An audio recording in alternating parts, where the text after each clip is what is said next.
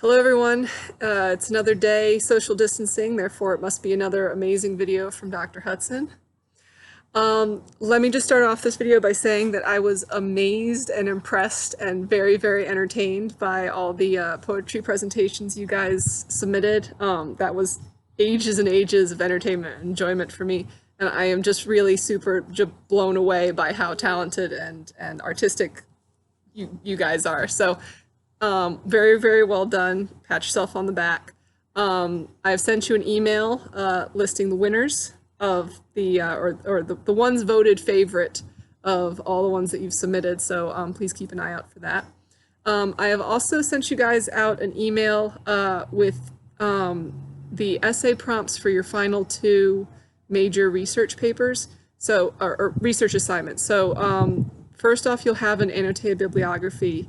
And second off, you will have your final research paper. Now, those are going to be a huge chunk of your final grade, and you have those two things, and you also have most of you are still in the process of finishing up your beloved essay. So those three major things are due, and I've sent you the prompts for the later two research assignments. I've sent you those in an email. I've also sent an email where one of the attachments is a collection of alternative poems.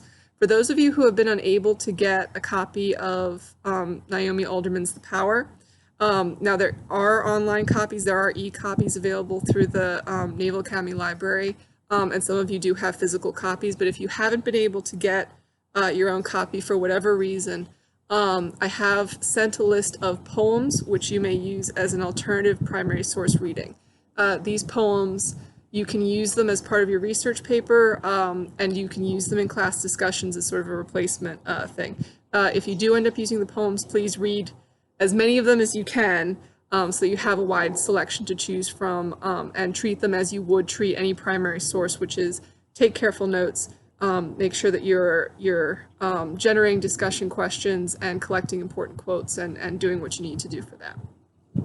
Another quick announcement, we will be using Google Hangout starting on Monday, so you all should have gotten an email invite to a Google Hangout meeting. Once you're,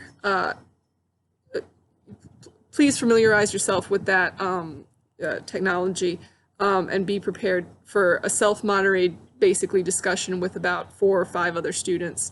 So I've broken you down into groups so that that's a little bit more manageable. All the details for that are, again, in the email, so please double check that. I will be emailing you discussion starters starting on Sunday night, and then on Monday you will be asked to sign up, make sure that you check into the Google Hangout, and we'll proceed from there. So that's sort of the housekeeping stuff out of the way, and I want to talk to you just briefly about the next process of stuff we're going to be working on.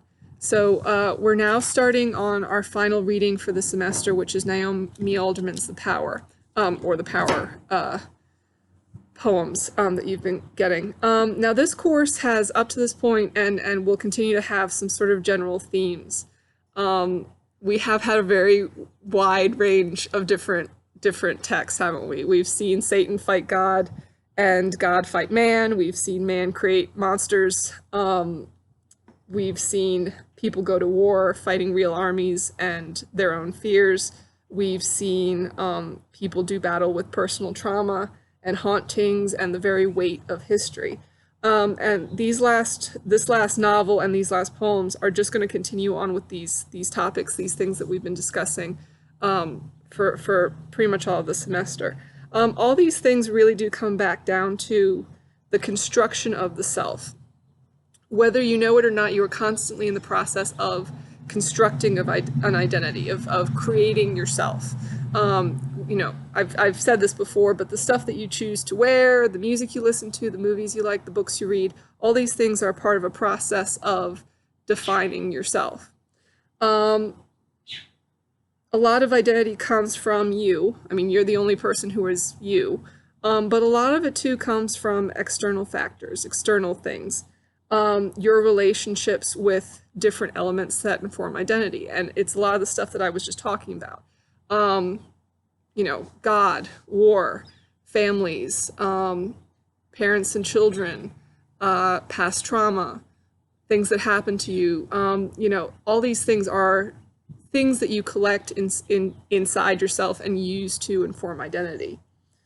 So the text we're working with next is The Power, and the poems. And these are all about, as the title suggests, power. And while we may think we know what that means, what power means, and while I'm sure we all have some idea in our head, something that comes to mind when we think about power, power is an abstract concept. And as such, it's a little bit slippery. It's kind of like symbols in that way, in that as a definition, it's a bit tricky. Now, Alderman's novel, The Power, is about power dynamics and gender relationships, fairly specifically gender relationships. But the concepts that she discusses inside this book in this sort of alternative, she sort of reimagines an alternative reality where power dynamics, the traditional power dynamics that we recognize, have shifted radically. These concepts still fit in any kind of other thing you wish to apply it for, whether that be gender or race or any kind of thing where social hierarchies are shifted a bit. So what I want you guys to think about going ahead is about what I want you to think about is what is power? Who has power?